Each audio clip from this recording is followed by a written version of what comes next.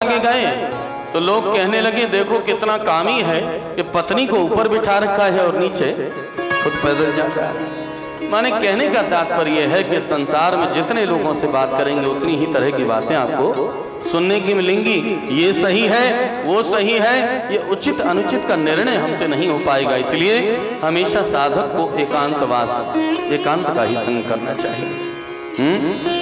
बाण बनाने वाले से मैंने एकाग्रता का गुण सीखा। शुकाचार्य ने ये दत्तात्रेय उपाख्यान बतलाकर जीव को, साधक को किस प्रकार जीना चाहिए ये बात बतलाई, सत्संग की महिमा बतलाई। इधर जब नाना प्रकार के उत्पात होने लगे, भगवान द्वारिका का परित्याग करके प्रभास क्षेत्र में आए। उद्धव जी महाराज का भी आना हुआ। भगवान ने उद्धव जी महाराज को एकादश स्कंद का अद्भुत महिमा बतलाई, सत्संग की महिमा, कर्म और कर्म के त्याग की विधि बतलाई, भक्ति योग की महिमा बतलाई, सिद्धि के लक्षण बतलाए। भगवान ने विभूति योग बतलाकर हर कण कण में मेरी सत्ता है ये निरूपण करके बतलाया। वानप्रस्थ और संन्यास का लक्षण बतलाया। संन्यास माने सम्यक रूपेण न्यास। मन से जब तक विषयों का सही ढंग से न्यास न हो जाए तब तक संन्यास नहीं कहा जा सकता। अगर ऊपर से हमारा ताना बाना केवल वेश मात्र साधु का है और भीतर से हम विषयों का चिंतन कर रहे हैं, तो गीता में भगवान ने ऐसे व्यक्ति को कहा मिथ्याचारी स उच्यते, वो मिथ्याचारी है। इसलिए केवल सब कुछ त्याग कर ही भगवान को पाया जाता है ऐसी बात नहीं है, बल्कि हमें प्रयास ये करना चाहिए कि हम सब कुछ के भीतर रहें और रहकर ही भगवान को पाएं। अरे ये सब भी तो भगवान के जन ही हैं, भगवान इन सब के भीतर ही तो है। क्या पत्नी, क्या बच्चे, क्या परिवारीजन, उन सब के भीतर जब गोविंद हैं और जब हम उनकी सेवा करें तो संसार को छोड़े नहीं वरन संपूर्ण संसार को ही भगवानमय बना ले, कृष्णमय। जब कृष्णमय संसार हो जाएगा तो संसार को छोड़ने की आवश्यकता नहीं होगी। इसी संसार में रहकर हमें भगवान की प्राप्ति हो जाएगी। उद्धव बड़े कृतार्थ हुए और निवेदन करने लगे, महाराज कि निदेहमाद्यम सुलभम सुदुर्लभम। भगवान ने उद्धव जी महाराज को ये उपाय बताया कि निदेहमाद्यम सुलभम सुदुर्लभम प्लवम सुकल्पम गुरुकर्णधारम मयानुकूलेन नभस्वतीरितं पुमान् भवाभिन्न तरेत् स आत्मा। कोई भी जीव अपने सहारे इस भव सागर को पार नहीं कर सकता है। ये मनुष्य देह एक नाव के समान है और इसका नाविक कौन है? गुरु। प्लवम सुकल्पम गुरुकर्णधारम, गुरु को कर्णधार बनाओ, नाविक बनाओ। और जब हम गुरु को कर्णधार और नाविक बना लेंगे तो गुरु की कृपा से ही हम इस भव सागर को बड़ी आसानी से पार कर जाएंगे, बड़ी प्रेम से, बड़ी आसानी से पार कर जाएंगे। प्रेम से बोलिए श्री राधे राधे। भगवान ने ये संपूर्ण उपदेश श्री उद्धव जी महाराज को जब सुनाया, उद्धव जी महाराज परम कृतार्थ हुए और कह उठे कि नहीं वो बगन पछतिं कवयस्तवेश ब्रह्मायुषापि कृतमर्दमुदः स्मरन्तः योऽन्तर्बहिस्तनुवृतामशुभं विदुन्मन् आचार्य चैत्य वपुषा स्वगतिं यनक्ति। प्रभु मैं पहचान गया कि आप जीव के शिक्षा गुरु भी हैं और दीक्षा गुरु। आप अंतःकरण में बैठकर जीव को सीख देते रहते हैं कि क्या उचित है और क्या अनुचित है, ये करना चाहिए, ये नहीं करना चाहिए। आप ही शिक्षा गुरु रूप में भीतर जीव को सत असत का निर्णय कराते हैं और आप ही जीव का मंगल करने के लिए, कल्याण करने के लिए दीक्षा गुरु रूप में आते हैं।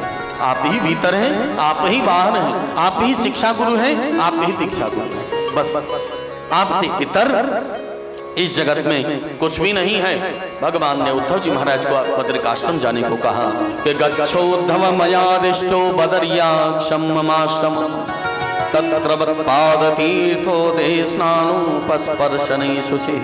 जाओ बद्रिकाश्रम को जाओ।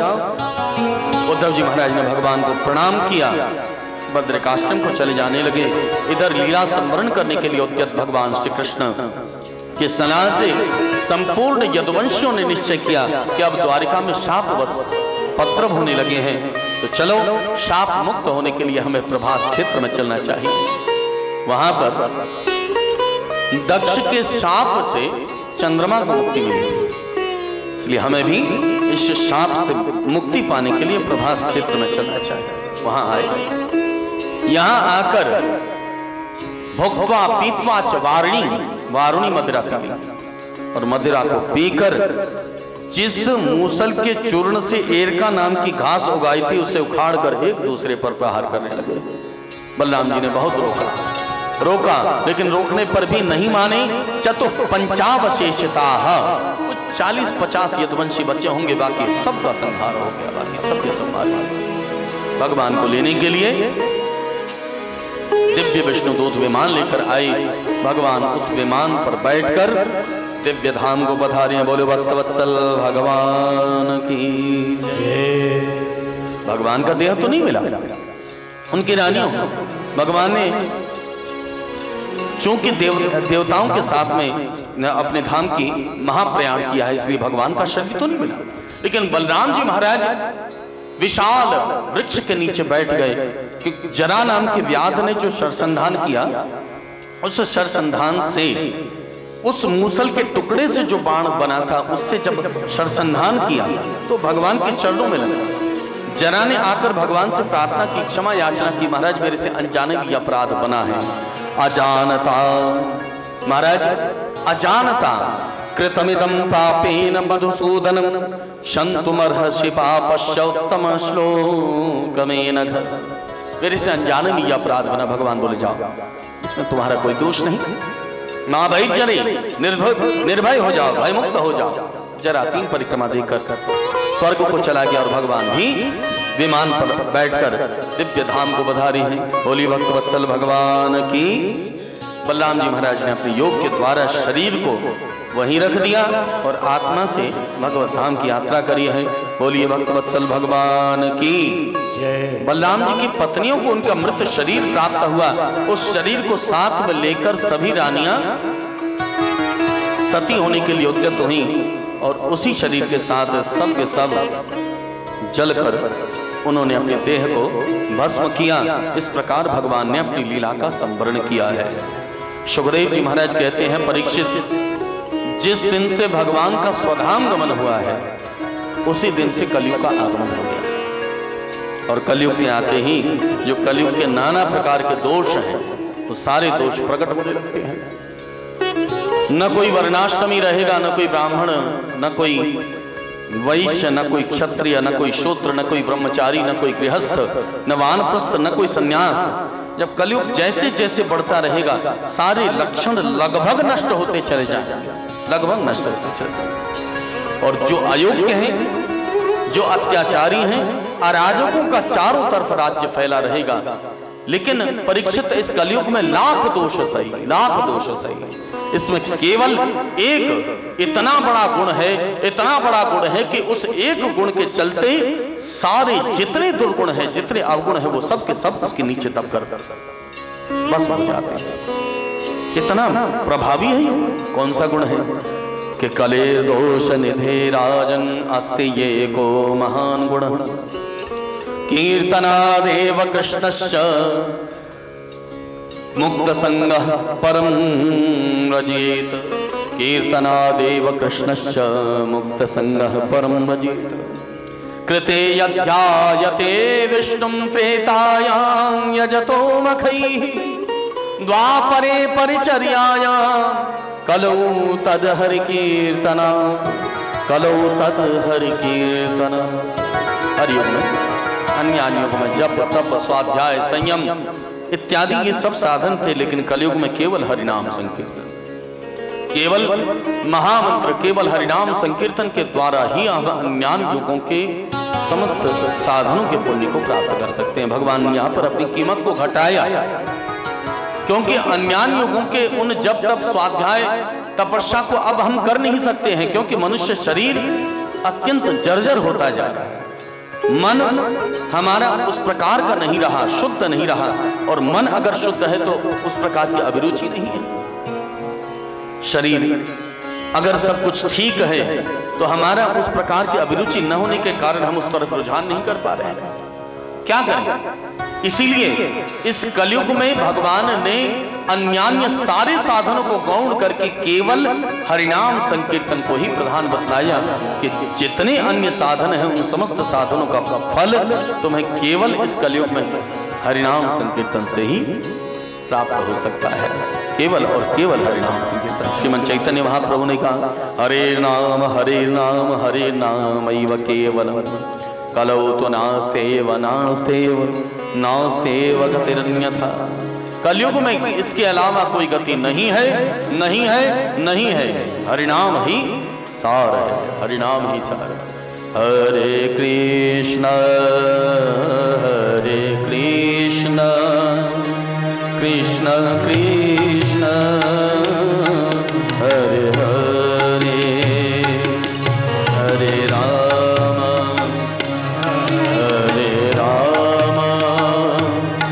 राम राम हरे हरे। सभी प्रेम से गाएं।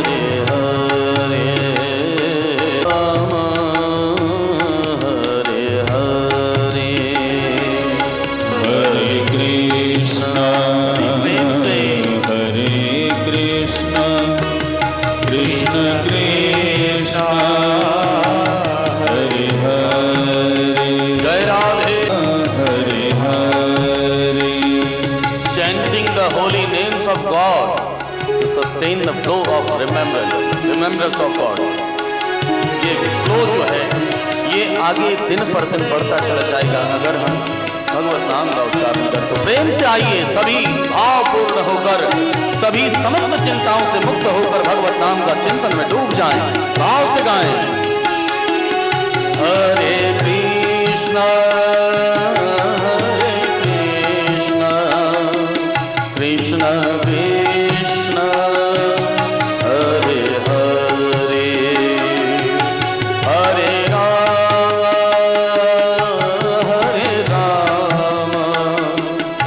राम राम हरे हरे हरे कृष्ण हरि हरि बोल कृष्ण हरि हरे हरे राम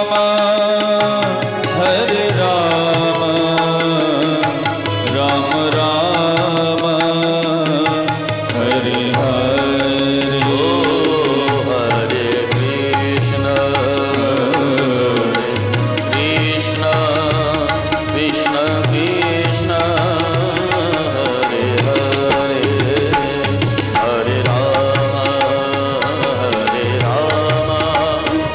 राम राम हरे हरे हरे कृष्ण गौर हरि कृष्ण राधे हरे हरे हरे राम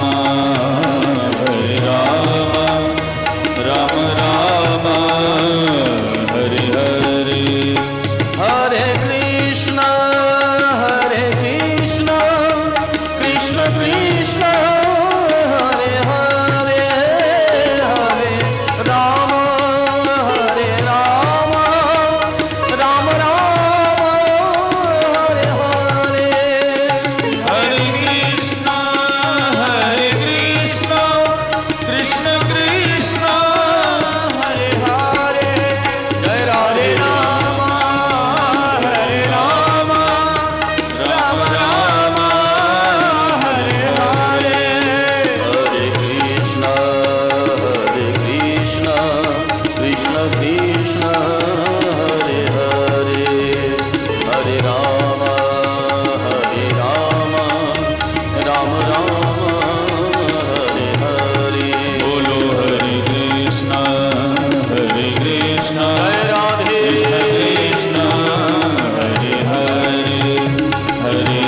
राम हरे राम राम राम हरे हरे।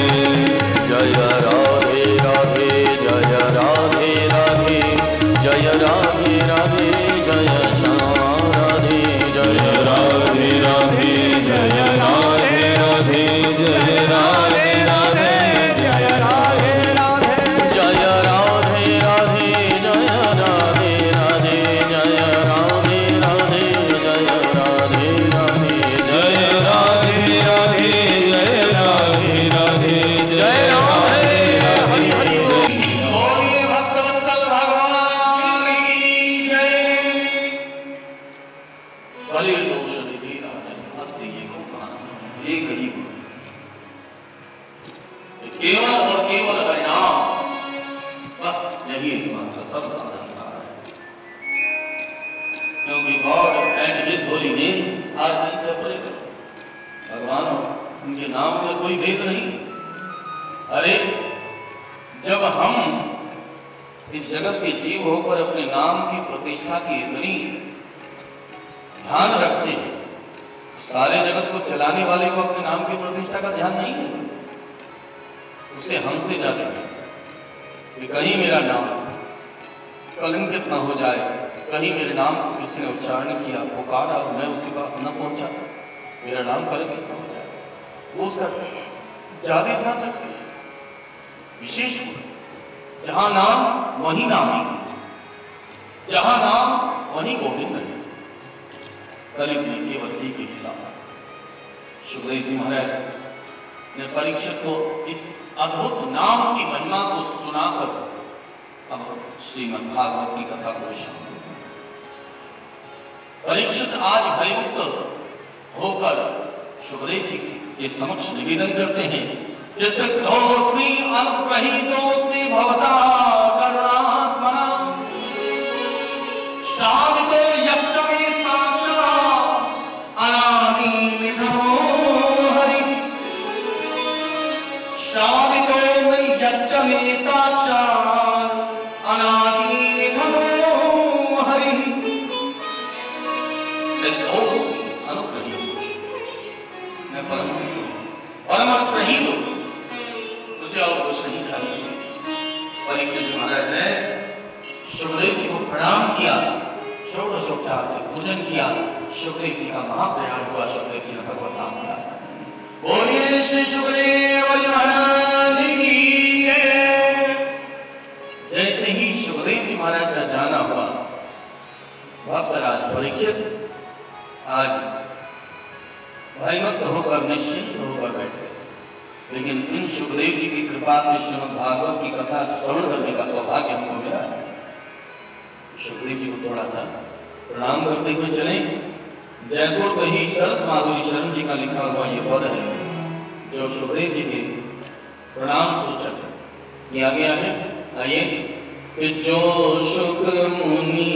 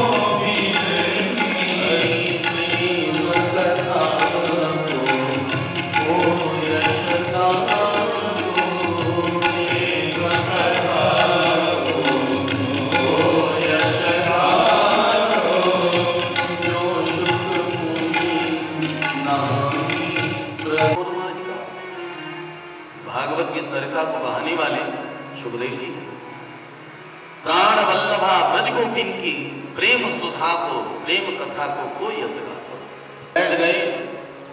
तक्षक सर्प दंशन करने के लिए जब आया तो कहते हैं कि भक्तराज परीक्षित जैसे भक्तराज के श्री चरणों को स्पर्श करना क्या तक्षक के लिए संभव था? जिस परीक्षित ने गर्भ में ही भगवान का दर्शन प्राप्त किया, जिस परीक्षित ने परमहंस चूड़ामणि श्री शुकाचार्य के श्रीमुख से अष्टादश सहस्त्र श्लोक युक्त द्वादश स्कंद सम्मिलित श्रीमद् भागवत का श्रवण किया, क्या उस परीक्षित को तक्षक सर्प दंशन कर सकता है?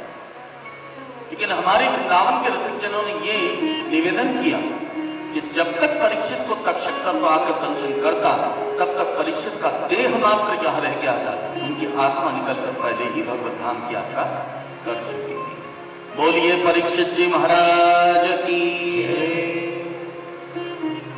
भक्तराज परीक्षित को महाप्रयाण हुआ। श्री सूत जी महाराज अब शौनकादिक ऋषियों से कहते हैं कि एक बार मार्कंडेय ऋषि को माया दर्शन की इच्छा हुई। भगवान ने ऐसा माया दर्शन कराया कि सर्वस्व चारों तरफ जल ही जल। अकेले भगवान वटपत्र पर शयन करते हुए छोटे से बालक के रूप में दिखाई दिए।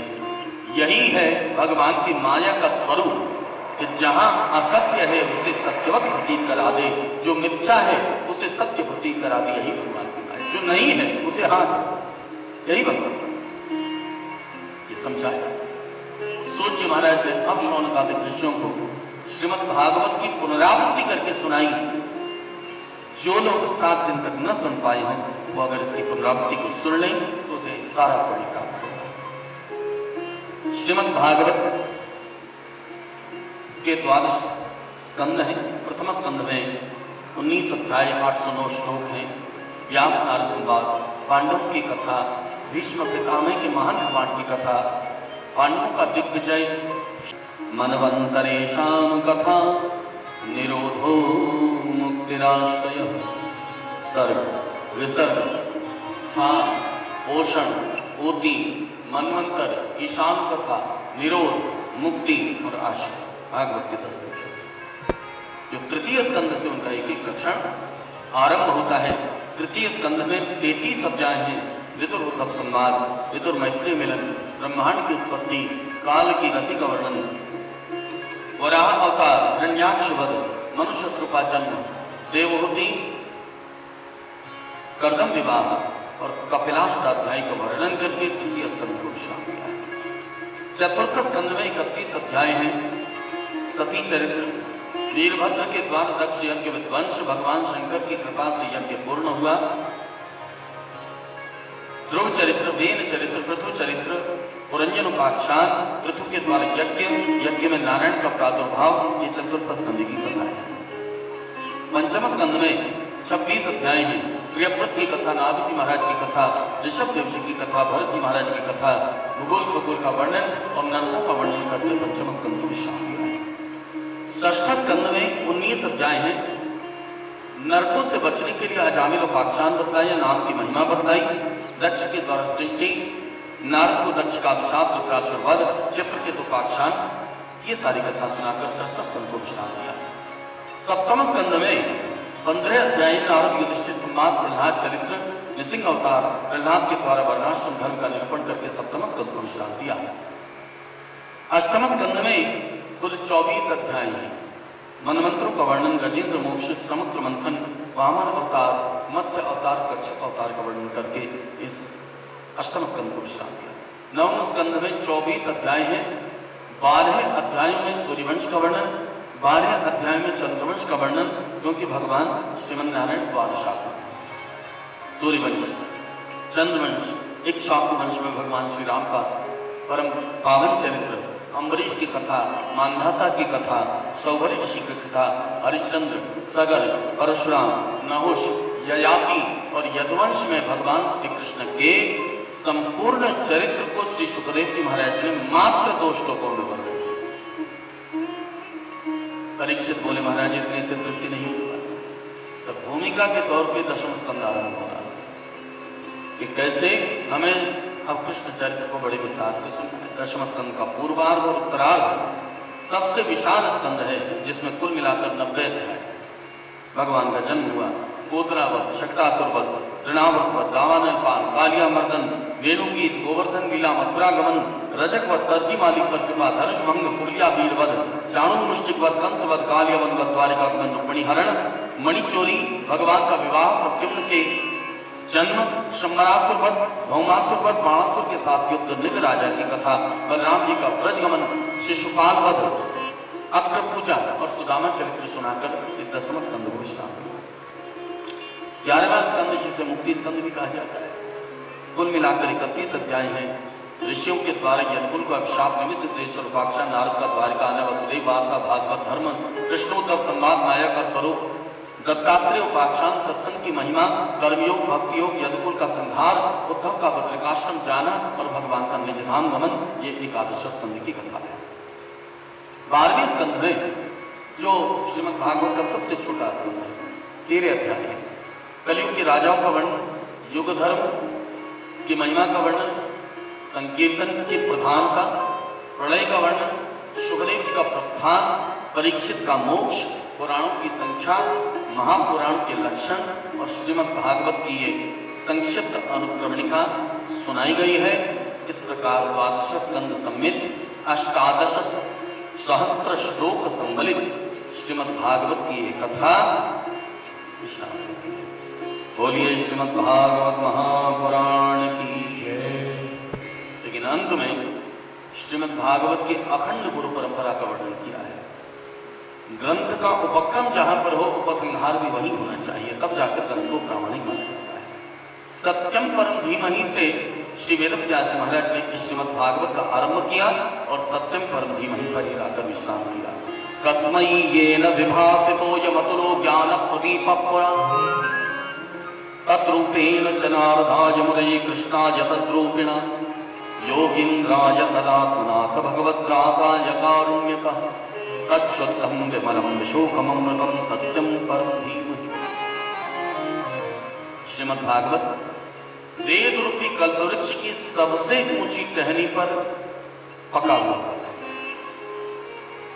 और जब ये पका हुआ फल टूटा, टूटने के बाद सबसे पहले पकड़ा भगवान के हाथों से छूटा तो ब्रह्मा जी ने पकड़ा। भगवान ने ब्रह्मा को चतुश्लोकी भागवत का उपदेश दिया। ब्रह्मा के हाथों से छूटा, ब्रह्मा के पुत्र नारद को प्राप्त हुआ। नारद के हाथों से छूटा वेद व्यास जी को प्राप्त हुआ। व्यास जी के हाथों से छूटा सुखदेव जी को प्राप्त हुआ। सुखदेव जी के हाथों से छूटा परीक्षित को प्राप्त हुआ।